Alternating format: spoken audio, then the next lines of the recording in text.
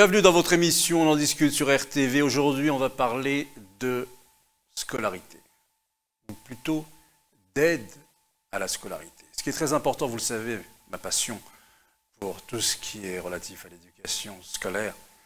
Et pourtant, aujourd'hui, à notre époque, tant d'élèves qui sont soit mal orientés, et on sait les conséquences que cela produit après, et sur l'individu et sur l'ensemble même de la société, mais aussi des élèves qui, durant leur parcours scolaire, eh bien, sont comme dans un monde dont ils n'arrivent pas à maîtriser les codes. Pour m'accompagner, j'ai le plaisir de recevoir Nadia Tikwirt.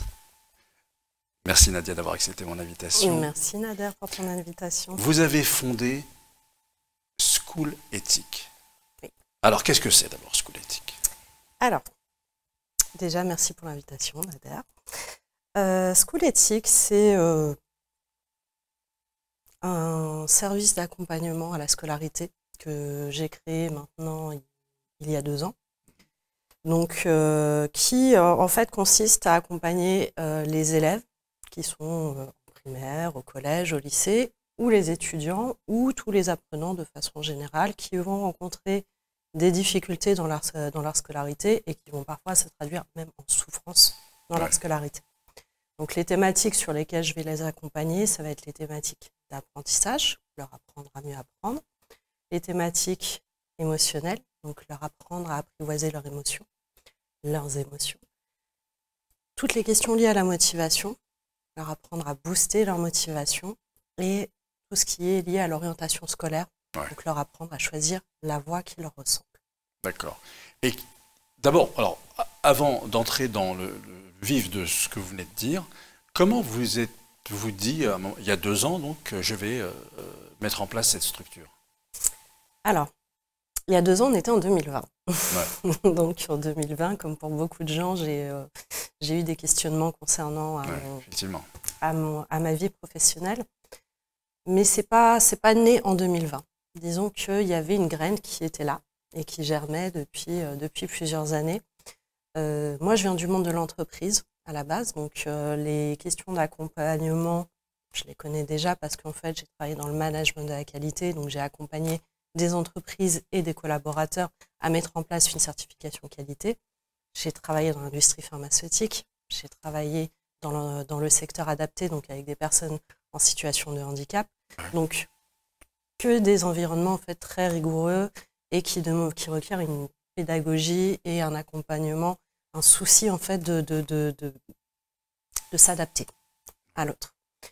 Et puis, quand j'ai quitté ma dernière entreprise, je savais qu'en fait, j'allais me lancer à mon compte. Donc là, on est période Covid non, entre les deux? Non, c'était avant. Ouais. Non, c'était avant.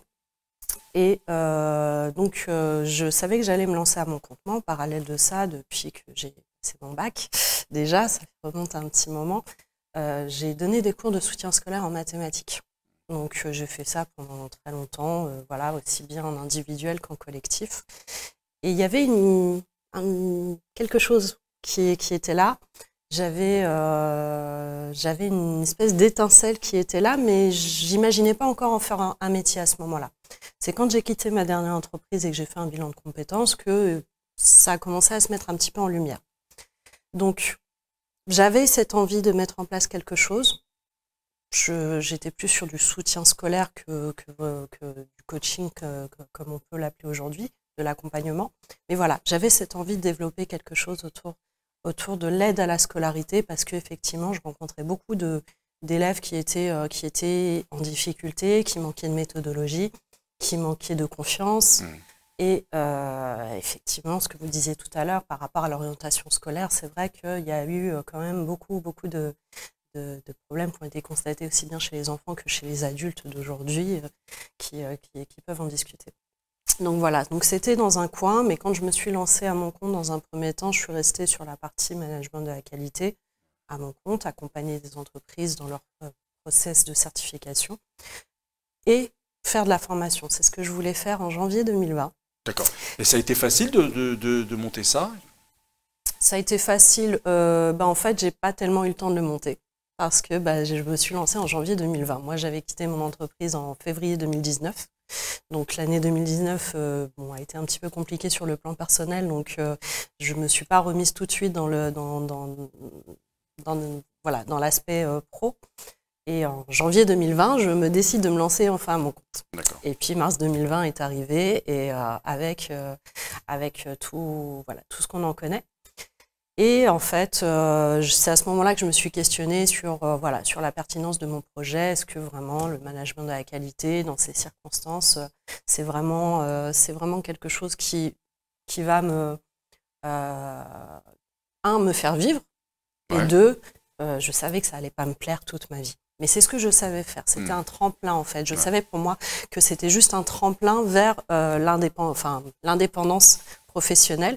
Et puis, c'est à ce moment-là, en fait, que l'idée de coaching scolaire s'est révélée enfin.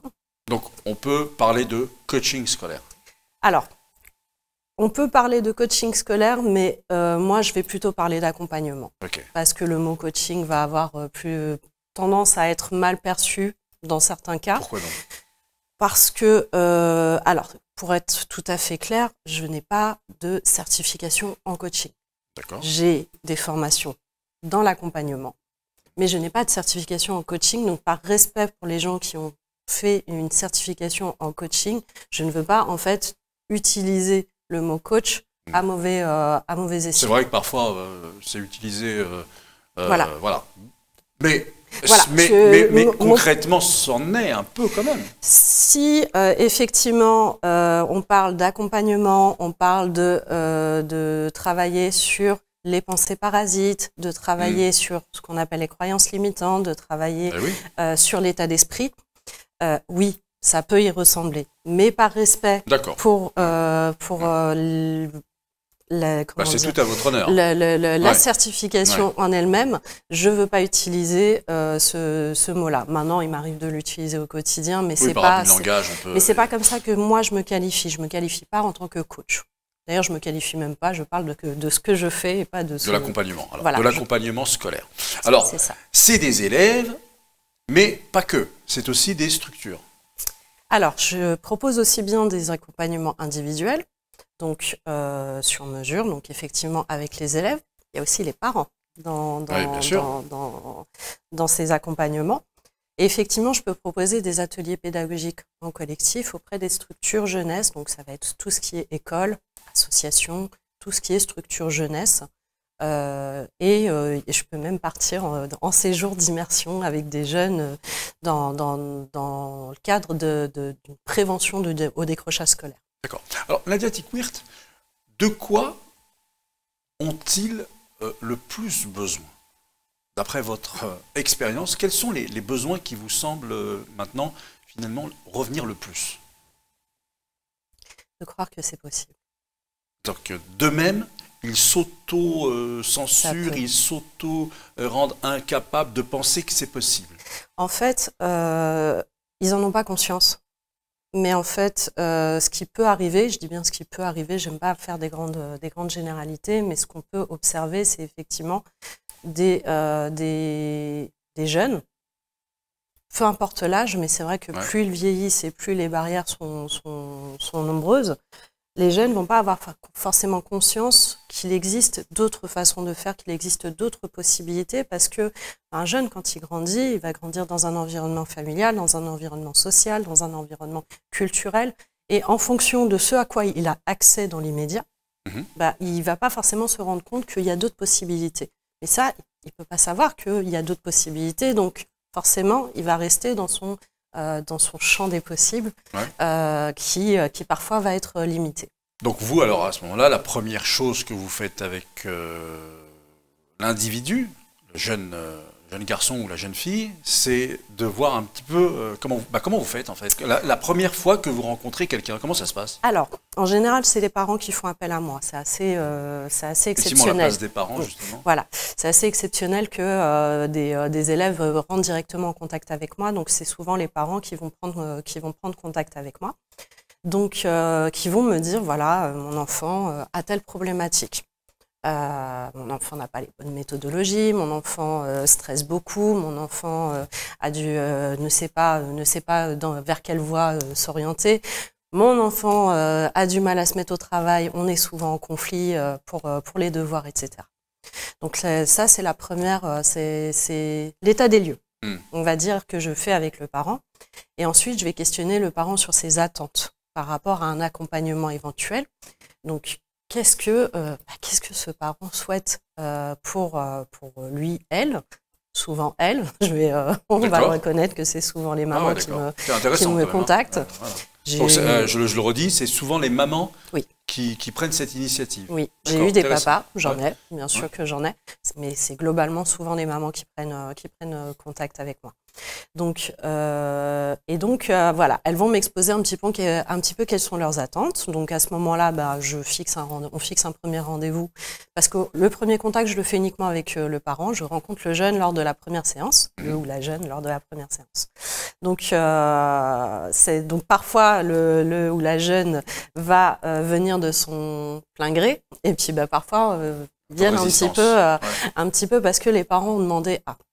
Donc, j'explique bien déjà dans un premier temps que quelles que soient les attentes des parents, moi je travaille sur les attentes du jeune en priorité, parce que c'est important que l'enfant puisse se sentir en confiance et puisse sentir qu'en fait l'accompagnement est pour lui ou elle, quoi. Ouais. Parce que l'école a des attentes envers un élève, les parents ont des attentes, l'environnement extérieur quand ils font du sport, des activités, tout le monde a des attentes. Donc si moi j'ai encore des nouvelles attentes, ça peut être vécu par le jeune de façon encore de la contrainte. Ouais. Encore de la contrainte. Donc moi je travaille toujours en priorité sur l'attente de l'enfant et puis en général par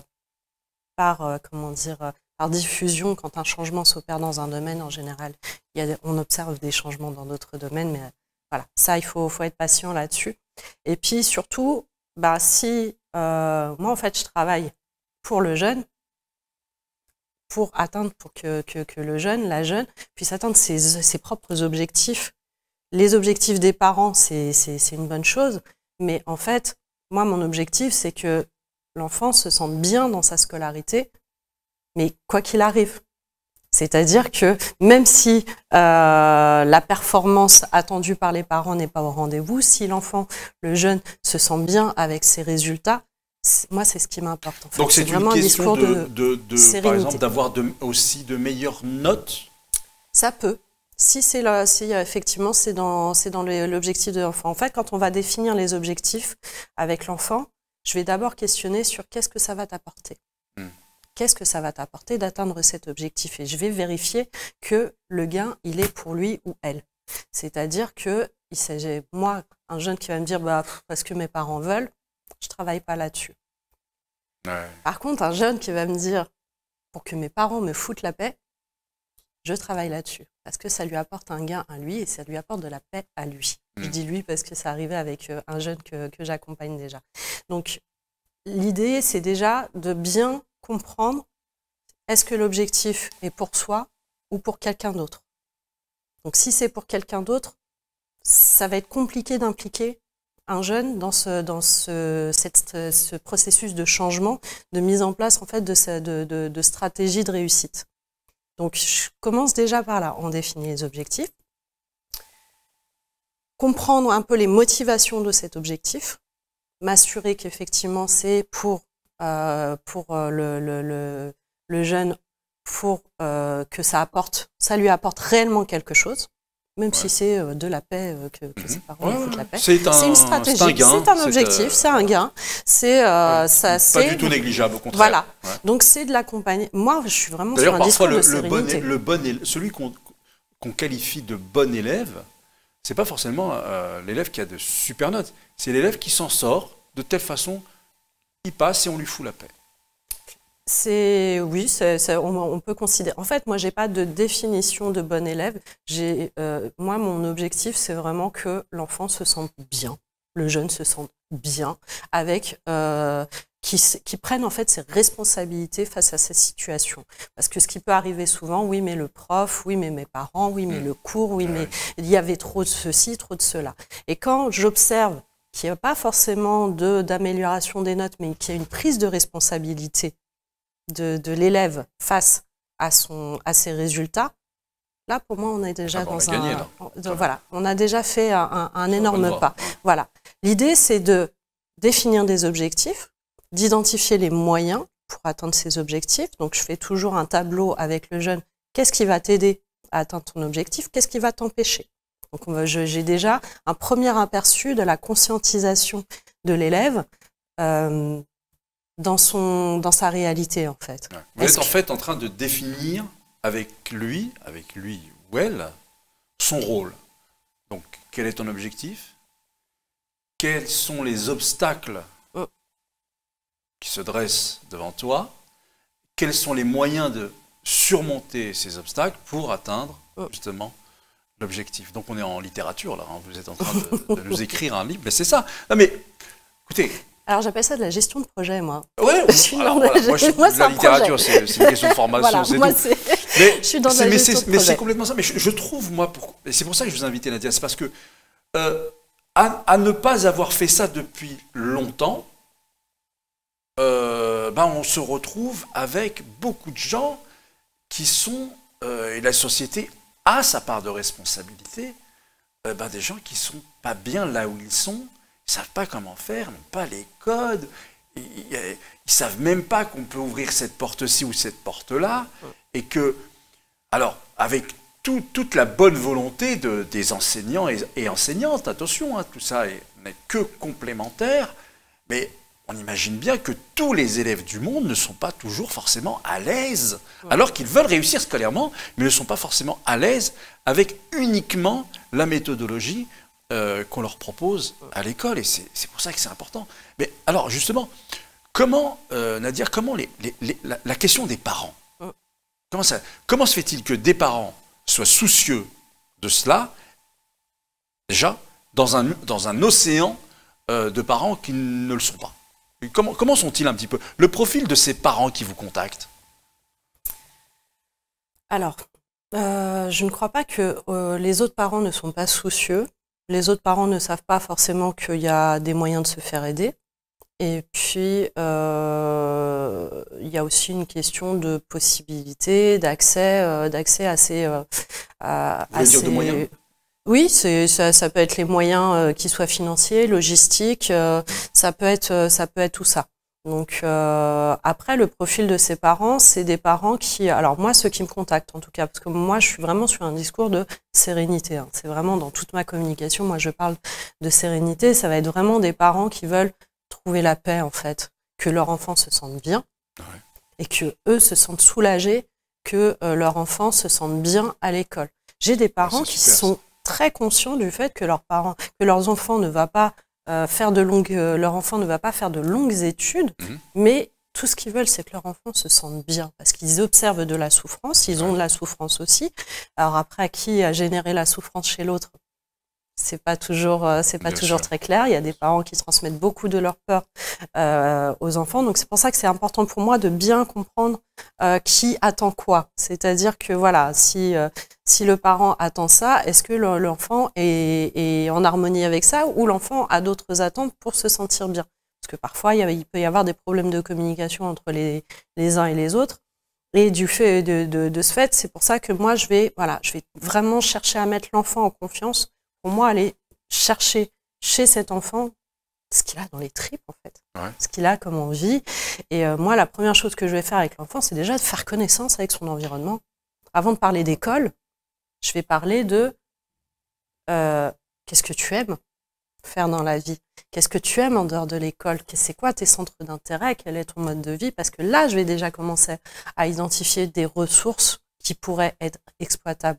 Parce qu'on a l'impression que l'école, c'est que l'école, mais en fait, à côté, il y a énormément de choses qu'on peut transposer. La stratégie de réussite dans une activité sportive, on peut la déployer aussi à l'école. Donc c'est important pour moi, en fait, de bien connaître l'environnement de l'enfant. Donc effectivement, ce qui peut se passer, c'est que une fois qu'on a identifié les obstacles, les ressources, en fait, au fur et à mesure qu'on va mettre en place les actions, parce que en fait, tout l'accompagnement, c'est le déploiement de la stratégie de réussite de l'enfant. Et au fur et à mesure qu'on avance, il peut aussi y avoir des obstacles sous-jacents, ou des nouveaux objectifs, des sous-objectifs de l'objectif. Et c'est là-dessus, en fait, que moi, je vais travailler. C'est en avançant pas à pas, au rythme de l'enfant. Alors moi, je suis vraiment sur de sur-mesure, donc je viens pas avec un programme où séance 1, on fait ça. Ah oui, séance 2, c'est ça. Non, moi, je fais avec ce que l'enfant me ramène. J'essaye de maintenir un lien entre chaque séance en faisant des prescriptions de tâches, parce que la séance va durer 1 heure, 1 heure et demie, mais la réalité de la vie de l'enfant, elle est ailleurs. Elle est en dehors de la séance, donc des fois, je vais lui demander de relever des choses entre chaque séance, pour qu'on puisse travailler dessus. Combien de temps cet accompagnement, est-ce qu'il dure sur l'année scolaire ou moins? Ça dépend. Ça dépend de l'objectif qu'on va fixer, déjà, parce que je peux travailler de façon très ponctuelle sur une levée de blocage émotionnel. Il m'est arrivé de faire une séance avec un enfant de 8 ans et puis ça y est. Il y avait un blocage à lever à ce moment-là et puis la séance a suffi à le régler. Et puis, en fait, ça va dépendre si on est sur une thématique, par exemple, de Parcoursup pour un élève de terminale, on va fixer un nombre de séances, un accompagnement à l'orientation, donc ça va dépendre à quel moment aussi on va m'avoir contacté. Mais si l'objectif, c'est juste de compléter dans Parcoursup, on va fixer un nombre de séances, des échéances jusqu'à ce que l'objectif soit atteint pour l'enfant, qu'il ait complété son dossier, etc. Donc vraiment, ça va dépendre de l'objectif qu'on va fixer. Et puis, en fait, des situations qui vont se présenter au fur et à mesure des séances. D'accord. Les séances se passent chez les familles? Alors, je vais travailler essentiellement au cabinet à Saint-Germain-en-Laye. Ça me paraît important d'être dans un environnement neutre pour tout le monde. Pourquoi?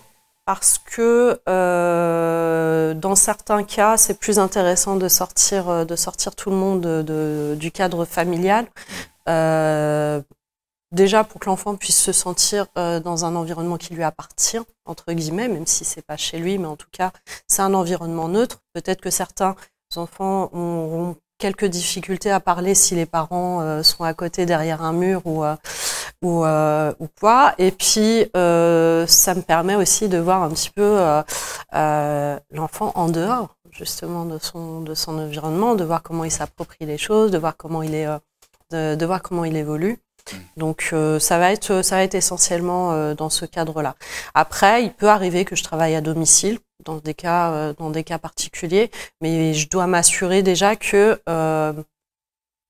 l'environnement du domicile va garder la confidentialité, parce que moi, je travaille aussi dans un cadre de confidentialité avec les jeunes. Je ne répète pas, je ne fais pas de compte-rendu à la fin de chaque séance aux parents. Oui, mais c'est quand même important de le dire. C'est important de le dire parce que en dehors d'un danger qui va me paraître, voilà. Bien sûr. Mais en dehors de ça, il est important que le jeune comprenne que ce qui se dit pendant la séance reste entre nous. Ouais. Si moi, à un moment donné, j'estime qu'il y a des choses qu'il faut communiquer aux parents, ça sera toujours avec l'accord de l'enfant. D'accord. Toujours. Mais c'est vrai que dans un environnement où ils sont à domicile, si on n'a pas la garantie d'une confidentialité, ça peut poser problème. Alors une dernière question, Nadia. Alors pour vous joindre aussi, comment on fait? Ce sera marqué en dessous de l'écran. Alors par téléphone, ça sera plus simple. Par téléphone, donc on communiquera cela. Ou par les réseaux sociaux, donc je suis présente sur plusieurs réseaux sociaux. School Éthique. Ouais, School Éthique, donc je suis sur Instagram, sur Facebook, sur LinkedIn et sur Twitter, et par mail aussi. D'accord. Et quelle est la difficulté principalement rencontrée? Peut-être qu'il y en a une que vous rencontrez principalement, ou deux autres La difficulté principale que je vais rencontrer... Dans mes accompagnements ou dans mon activité? Dans l'activité, les deux. Dans mon activité, c'est de me faire connaître, déjà. Que les parents et les structures sachent que j'existe. Donc, merci de m'avoir invitée. Et dans mes accompagnements, Parfois, en fait, je peux avoir je peux atteindre mes limites en termes de compétences. Je me suis retrouvée avec une jeune dernièrement où on a basculé dans les questions de sexologie, donc je peux avoir parfois quelques difficultés à répondre immédiatement. Donc, ce que je vais faire derrière, c'est d'aller chercher les compétences là où elles sont. C'est difficile de réorienter parce que une fois que le lien il est créé, c'est très important de créer l'alliance en fait, et avec l'enfant et avec le parent. C'est vrai que réorienter, c'est pas toujours simple. Parce que aussi bien les parents que les enfants ont créé ce lien et se sentent pas forcément de retourner voir quelqu'un d'autre et de réexposer leurs problèmes à quelqu'un d'autre. Donc c'est quand je vais arriver à la limite de mes compétences, là je vais aller chercher les compétences là où elles sont. Et puis je bénéficie aussi de supervision moi-même, parce que je peux pas accompagner sans aussi me faire superviser de temps en temps, où là effectivement je vais exposer quelques problématiques où j'arrive à un moment donné à me dire il y a peut-être aussi un peu d'affect qui va se créer au fur et à mesure du temps, même si on essaye de maintenir une distance. À un moment donné, on s'attache malgré tout, et du coup, un peu comme tout le monde, quand il y a une charge émotionnelle, le cerveau fonctionne pas forcément toujours comme il faut, donc d'avoir un point de vue extérieur. Donc ça peut être utile aussi. Donc voilà, ça va être vraiment ces aspects-là. Alors, c'est de mon point de vue très important, et parmi les choses les plus importantes, et vous l'avez très bien dit Nadia tout à l'heure, c'est parce que quand un élève, si je prends le cas de l'élève, quand ça se passe mal à l'école, eh bien ça peut se passer mal, pas qu'à l'école, pour cet élève. Parce que cette souffrance d'être dans un endroit où il ne se sent pas bien, où il n'a pas les notes dont on attend qu'un élève, il n'a pas les notes qu'on attend de lui. Et tout cela peut faire à ce moment-là que va naître chez lui, se développer chez lui un manque de confiance et donc un mal-être. Et ceci peut avoir des répercussions, effectivement, dans sa vie familiale, dans sa relation avec ses camarades, dans ses relations dans son quartier, etc. Et si cela n'est pas pris en compte à ce moment-là, les répercussions peuvent être plus importantes après. Parce qu'il ne va pas continuer à se taire toute sa vie, cet enfant, ce jeune adulte. À un moment donné, ça peut être beaucoup plus important. Pour lui, c'est comme une dent qui est infectée. Si on ne la soigne pas tout de suite, eh bien ça continue et ça tue la dent. Vous voyez ? Donc, c'est pour ça que véritablement, moi, ces activités-là vous vous rendez service en rendant service aux autres. Et c'est ça, moi, qui m'apporte ici dans cette émission, c'est de voir un petit peu toutes ces énergies qu'on peut dépenser, évidemment pour se rendre service à soi, bien évidemment. Parce que si on aime quelque chose, donc on se fait du bien à soi en le faisant, mais ça rend service au prochain, à notre prochain, quel qu'il soit. Donc, merci Nadia d'être venue nous rendre visite. Voilà. Donc évidemment, on donnera les coordonnées pour qui voudra vous contacter. Et je vous dis à bientôt sur RTV. Au revoir.